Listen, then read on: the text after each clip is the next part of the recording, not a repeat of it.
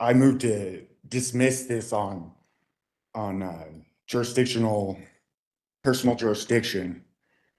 Because that's personal jurisdiction. I moved to dismiss this on personal jurisdiction. You'll have an opportunity to strike 3 of them for any reason. Ms. Marsh will have an opportunity to strike 3 of them for any reason. Mathers, you can come on up to the table up here. We are on the record in this case. I, Tom Mathers, here, special appearance, reserve all rights, and without prejudice. Thank you, Mr. Mathers. And for the record, this is case number 26T16, People of the State of Colorado versus Thomas Mathers. Mr. Mathers is here in person. Ms. Marsh is here in person on behalf of the people. We are scheduled for a plea hearing today. I know that you had spoken with the district attorney previously and were thinking about getting an attorney. Could you give me an update on that? I was actually asked some questions. Sure. The court.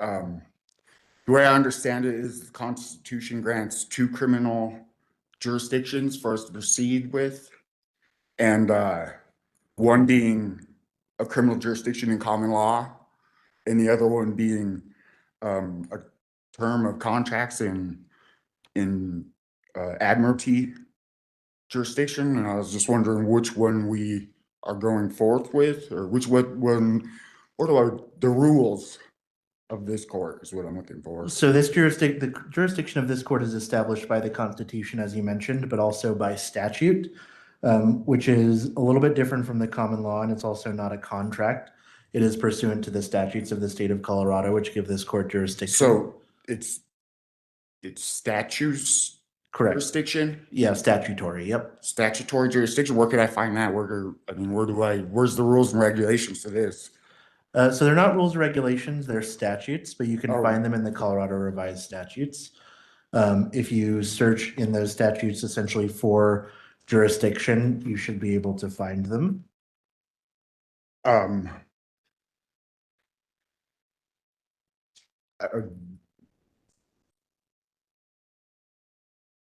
So statutory, I don't have a pen. There should be a pen there. Statutory jurisdiction, you say? Yeah, the statute itself is 136106. 106? Yep, that's at least one of them. The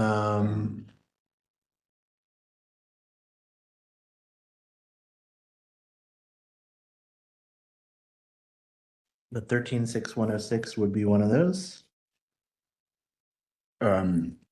Just one of them? I mean, so there's more than one, I'm guessing is what I'm getting at. Yeah, so the Constitution also grants jurisdiction, but 136106 specifically is regard to the criminal jurisdiction of the county court. What was that again? It's specifically regarding the criminal jurisdiction of the county court. So this is it's not municipal then, is what? Correct, it's not municipal.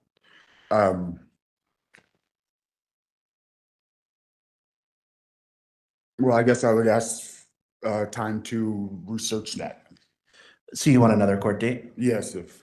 Any objection, Ms. Marsh? None, Judge. All right, I'll give you another court date here.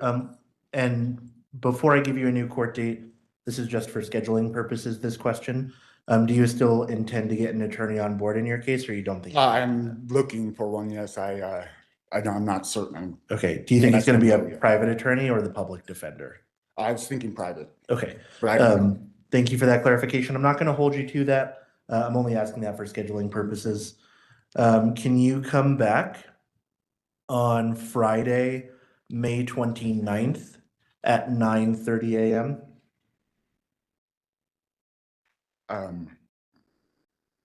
May 29th at 9:30? 9:30 a.m. Is that okay? May 29th. Yeah. Okay. Is that okay for the people? That's fine, Judge. All right. May 29th at 9:30 a.m. Then is your next court date, Mr. Mathers. And again, I'll ask you for an update about if you're going to get an attorney, but you can just give me an update on that day. If you decide something different, I'm not going to hold you. Or we'll do. All right. That'll conclude your case then, Mr. Mathers. Have a great rest of your day. Mr. Mathers, if you'd come on up. Hi, Tom Mathers, living man and beneficiary, here to here by special appearance, here to resolve this matter. I reserve all rights and waive none. Thank you. The court calls case number 26T16, People of the State of Colorado versus Thomas Mathers. Mr. Mathers is here in person. We are on the record. Ms. Marsh is here in person on behalf of the people. We are scheduled for a plea hearing today.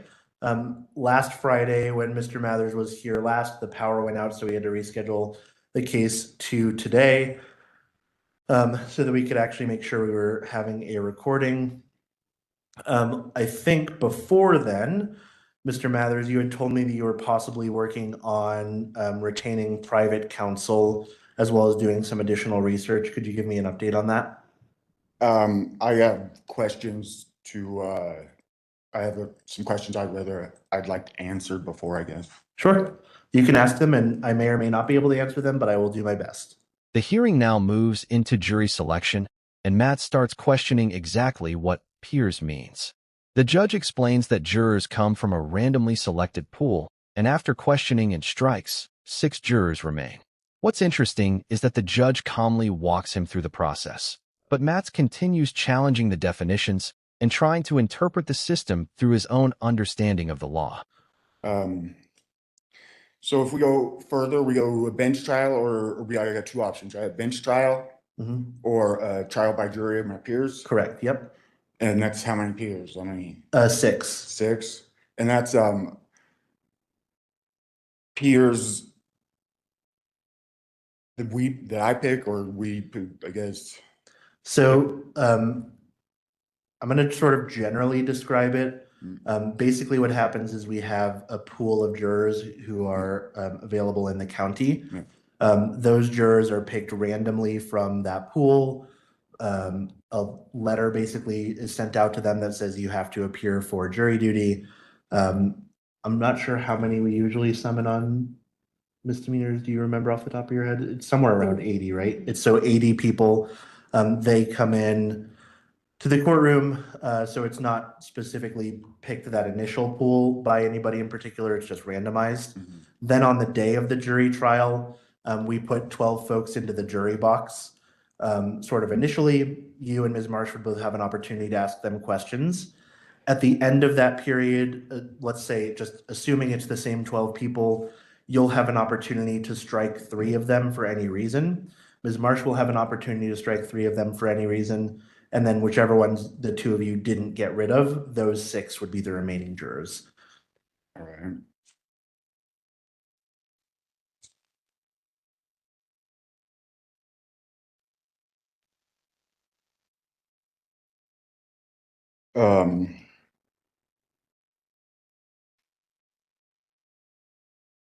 What definition of peers are we using? I mean, like, I understand that there's many different definitions of peers. What are we using, the Black's law, or something that is cited in the what am I trying to say? The CRS, or in the definitions of CRS. So I don't think there's a specific definition that's being used here. It really is just we send out the summons to individuals in the county who qualify for jury duty. Okay. And so if I don't enter a plea, you say you'll enter one for me? Well, so it depends. I can enter one for you if, for example, the case is going on for a long time and nothing's getting done. And part of that is to protect your rights because we don't want the case to go on forever. But also everyone else has the requirement or right to have this resolved expeditiously. I think at the last hearing, maybe not the last hearing, maybe back in April, I may have said that I would enter a not guilty plea on your behalf. That is a possibility. It is something that I can do and set the case for trial. So that is possible. So if you do that, what trial do you set it for? I mean, is that a bench trial or a jury trial? I would give you the option, whichever one you preferred. And that's with you entering the plea? Correct, yeah. Is that And to be very clear, the plea that I would enter is a not guilty plea. I would never enter a guilty plea on your behalf. I would never do that. I thought that was, I expected the opposite out of my, Okay, it would be a Um, not guilty plea. This is where the central misunderstanding becomes clear. Matz argues that if he has the right to remain silent, the court cannot require him to enter a plea. But the judge explains that a not guilty plea does not admit any facts or guilt, and he does not have to make an incriminating statement. If Matz refuses to enter the plea himself, the court can enter a not guilty plea for him. Yeah. so let me get this right. You tell me I can remain silent, but then you demand a plea out of me. I don't understand that. And isn't,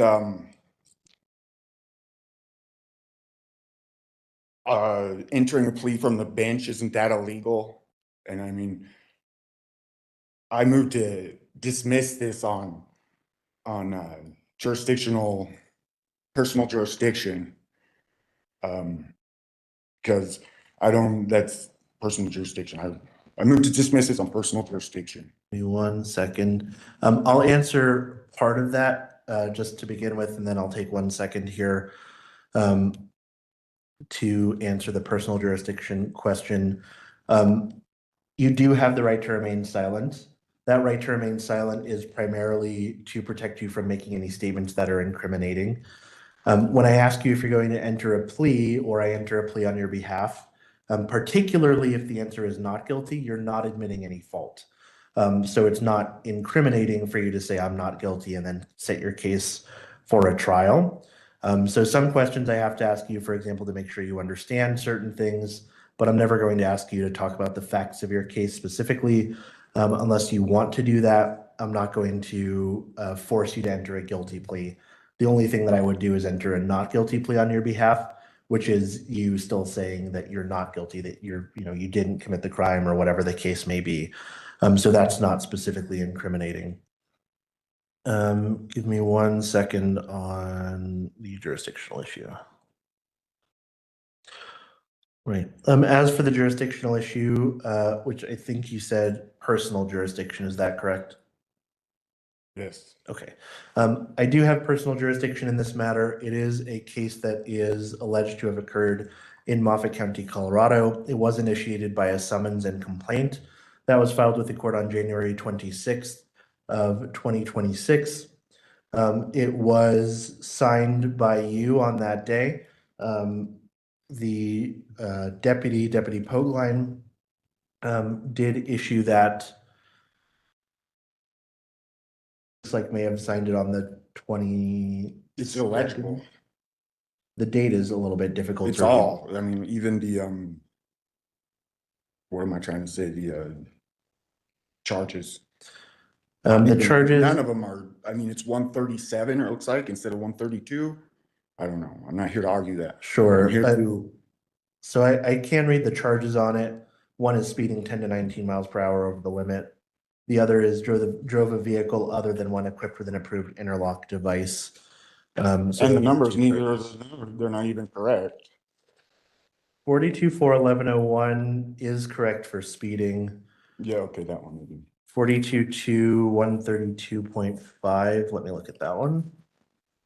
And that one also is correct if it's 42-132.5, which I think that it is. Read you that one. I mean, if you.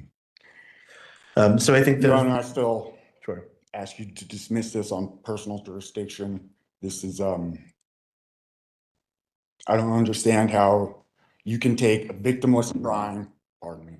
That's fine. And turn it into a crime by entering a plea for me and making me the victim of the crime. I do not understand that. Sure. I mean, So this I is a haven't. victimless crime. I haven't hurt nobody, damaged no property.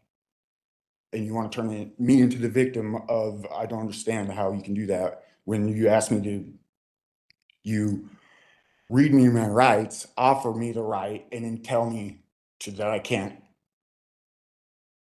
that it's not legal option for me to take, pretty much, that you're going to enter a plea and from the bench illegally, I guess, is the way I read it. And I ask for this to be dismissed. Right. I'm going to deny your motion to dismiss based on personal jurisdiction, as I mentioned about the summons. which was served on you. You did sign that summons as well. Your Honor, did I'm you not- see how I signed it? Under duress?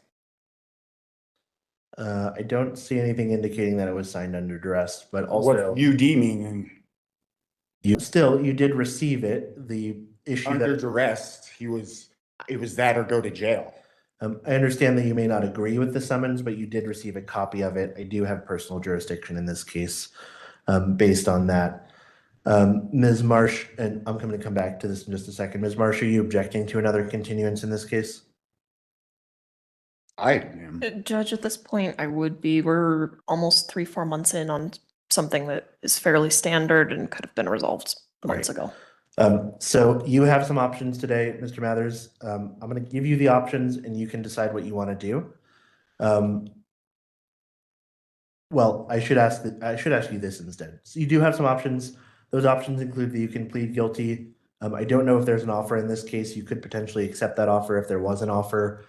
You could plead not guilty and set your case for trial, or you can ask to do something else, and I would consider that. I'm not going to say I'm going to grant it one way or the other because I don't know what your request is. What are you requesting to do today? I request this be dismissed on personal jurisdiction because of the fact that if I don't enter a plea, you're going to enter a plea for me, and it's against the law, I believe, for you to enter a plea from the bench. I mean, the way I read it, it's only supposed to be a lawyer or me that enters my plea. And if I'm wrong there, please correct me. All right, well, I'm going to deny your motion to dismiss, and I haven't entered a plea for you one way or the other. But you plan to, I mean, I might, that's true. Are you not wanting to enter a plea today, either guilty or not guilty? I asked for this to be dismissed. That's where I stand. Okay, and I'm not going to dismiss the case based on that. So given that the case is not being dismissed, what do you want to do with it? Matz now invokes the Fifth Amendment, but the judge immediately explains the distinction.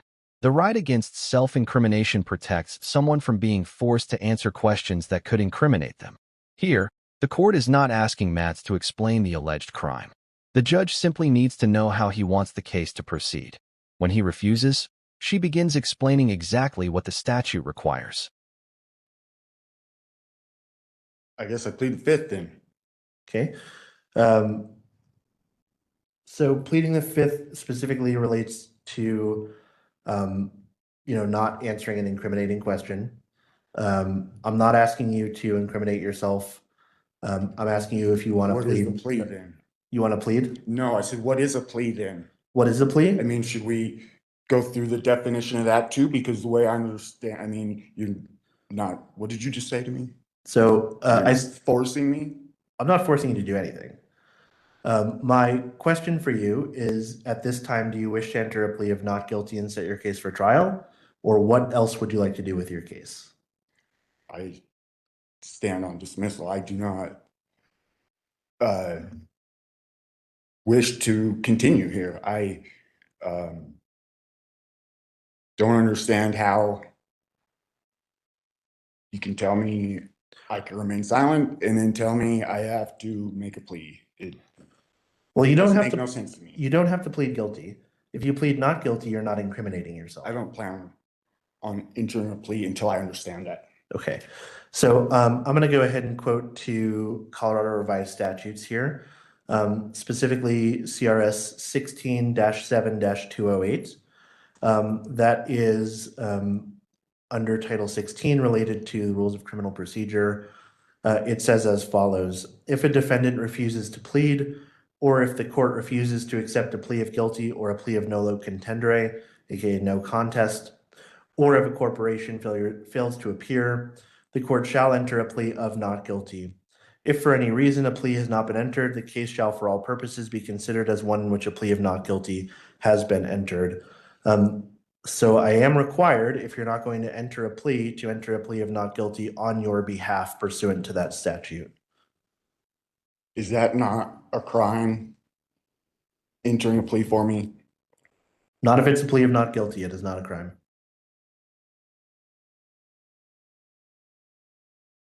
That is, I mean, the only people that are supposed to enter pleas are lawyers, I've heard, or is what I read. Are you a lawyer? Are you, I am a I mean- lawyer, yes. so? I'm not but you're your lawyer. You're not supposed to be practicing right now, right? Is that the way I understand it? So I'm not your attorney and I don't represent anyone at this time. But I am still an attorney licensed in the state of Colorado. Pardon me, this is a question I should ask earlier. That's okay. Are you not defending me in a sense too? I mean, you do want justice, right? I mean, you do not, I mean, you're guardian over this court to produce justice, not injustice or, right?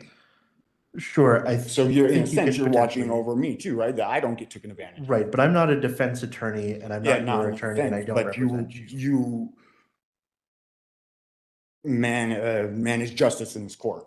Sure, and it's my role to protect the rights of both sides in a case. Yeah, so that's what I'm saying. Yeah, so you're kind of defending both of us, right? I mean, you're neutral, I guess. You're the, I would say you're the neutral. arguing. I wouldn't say that I'm defending either side. I would say neutral. Yeah.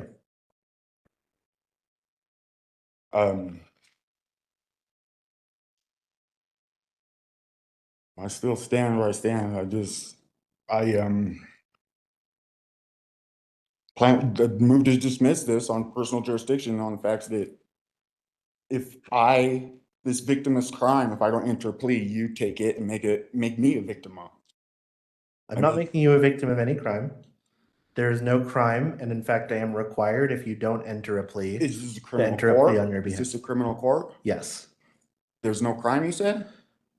I'm not committing a crime against you or making you a victim of a crime. You're alleged to have committed So the two you're not, crimes. you're not, You're alleged to have committed the two crimes that we went over earlier pursuant to that summons and complaint. And those are allegations at this point. You haven't been found guilty or not guilty. But that's what you're alleged to have done.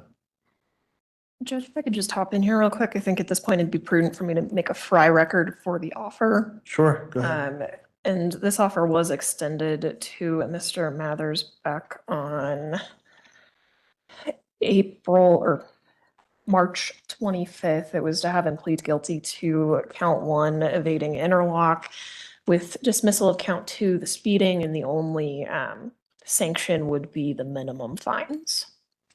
Do you thank know you. what the minimum fine is? Let me pull up my sheet and then I can tell you.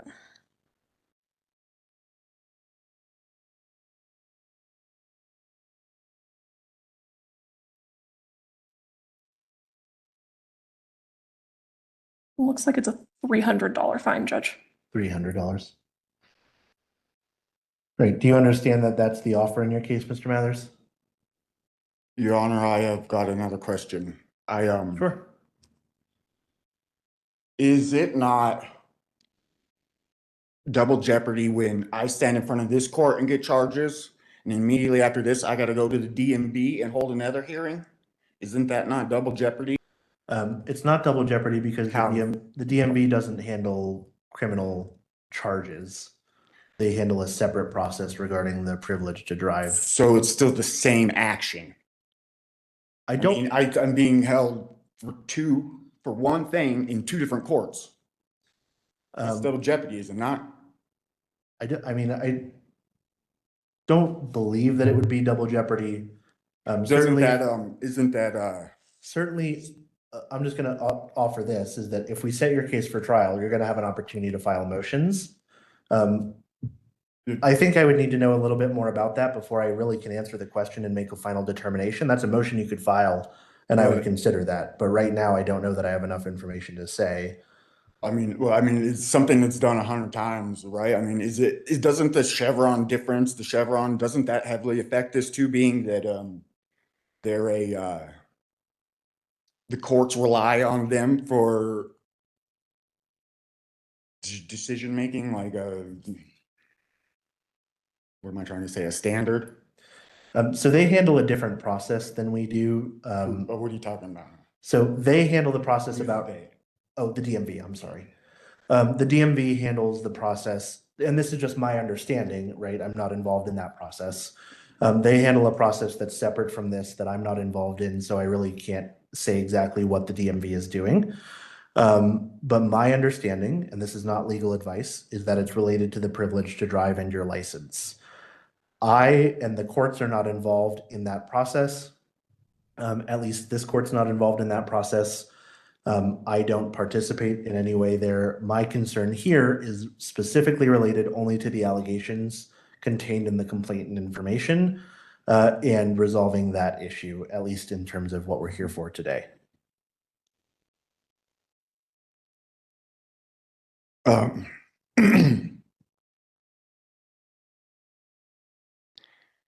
May I offer the courts a plea bargain? Is that one? So I, you wouldn't offer it to me, you would offer it to the district attorney. But if you'd like to have an opportunity to talk to her right now, I'm happy to give you that opportunity.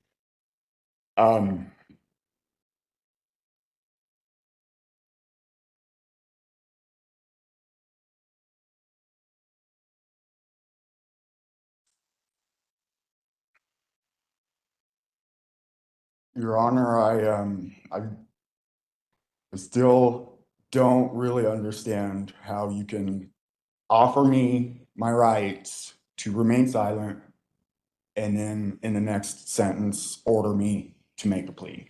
That does not make sense to me. It's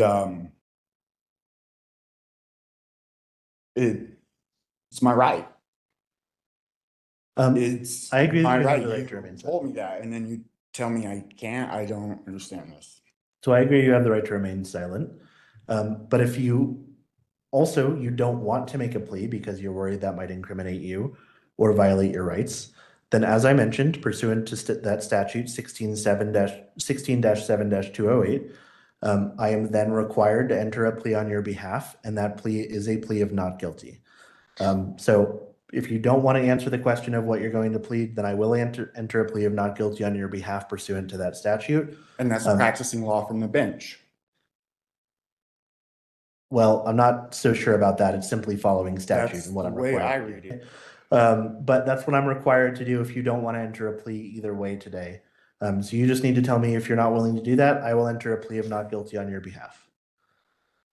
Because that's what I'm required to do. I reinforce my right to remain silent. Okay. And that's just fine. I am going to enter a plea of not guilty on your behalf pursuant to statute 16-7-208. That means I am going to set this for a trial. Would you like to have a jury trial or a trial to the court, Mr. Mathers? 16-7-208, is that what you said? That's correct, yes. CRS? Yes. Would you like to have a jury trial or a trial to the court? Jury trial. Okay, there will be to a jury of 6. I retract that off the record. I don't, I'm still at the 5th. I plead the 5th. Okay. I am going to set this for a jury trial. It will be for a jury of 6. Let me look for a trial date. Ms. Marsh, do the people need, sorry, go ahead if you have a You question. said 8 and then 8:15, so we'll just, So it starts at 8, but Just- basically I give you a 15-minute window to Gotcha. get here. Ms. Marsh, do the people need time to file any additional charges? No, Judge. Okay, the people will not file any additional charges in this case. All right, we always set a motions deadline and a motions hearing. So for example, if you wanted to file that motion regarding double jeopardy, you can do that by this next deadline that I'm going to tell you here in just a second. If either party could have any substantive motions or pretrial notices filed by Friday, June 26th, that will be the deadline. That's for all evidence. So that's specifically for Or any for- pretrial motions or notices. So for example, anything related to Miranda. So yeah, pre-trial will be before the trial, right? Yeah, So exactly. we don't have one of them arranged yet. If I get some paperwork in by then we will have one of those. Yeah, so I'm actually going to set another hearing besides the trial right now. I'm actually going to set 2 more. One of them is going to be a motions hearing to address any motions that you file. One of them will So be. the 8th is trial. I will also ask that the people file any stipulated or proposed jury instructions no later than 7 calendar days before the trial. Mr. Mathers, if you wish to file any opposition to those or your own jury instructions that you'd like me to consider, I'd ask that you file those 3 days before the trial. I'll order all parties to comply with their disclosure obligations under the Criminal Rules of Procedure Rule 16, including any expert witnesses which shall be disclosed no later than 35 days before trial. Mr. Mathers, do you have any questions about any of that? No questions. All right. Then that will otherwise conclude your case today. All right. Right. That will conclude your case today, Mr. Mathers. Have a good rest of your day. And finally, the judge takes the exact step she had been explaining all along. Under the Colorado statute, she enters a not guilty plea on Matt's behalf. The case is not dismissed. Instead, it moves forward toward a 6-person jury trial, with pre-trial deadlines established. Do you think Matt's strategy actually helped him, or did it simply push the case closer to trial? Like, comment, and subscribe.